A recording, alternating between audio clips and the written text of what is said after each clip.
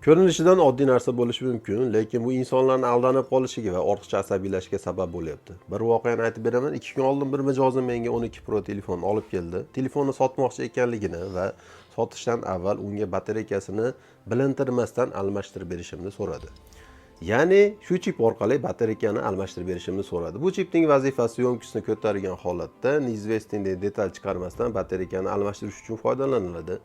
Oxirgi kunda bundan ustalar umuman foydalanmay qo'ydi. Buni o'rniga padaliniy batareyka yoki usliniy batareykadan foydalanyapmiz. Bozorlarda sotilayotgan aksariyat telefonlar ichida aynan shu chip chiqadi. Shu chipni orqasidan ko'plab muammolar kelib chiqyapti. Bu videoda olishimga asosiy sabab shu telefon bo'ldi. Mijoz keldi, telefon o'chib yonayotganligini aytdi, yonkisi 92 ekanligini ham aytdi. Telefonni ochib qarasam, aynan o'sha chipda o'rnatilgan. Chipni oldim, musorga otdim. Telefonni yoqsam, asl yonkis 68 bo'lib chiqdi. Bunga sabab aynan o'sha chip bo'lgan. Meni oddiy misol 15 Pro Max telefonimni yonkis hozirgi kunda 87%, ya'ni 1,5 yil davomida tinimsiz ishlatdim va 87% ga tushdi.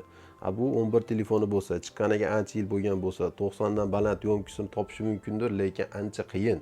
Buni hammamiz tushunib yetamiz. Shu sababdan telefon olayotganda hushyor bo'linglar, ishonchli joydan olinglar va albatta kafolat so'ranglar.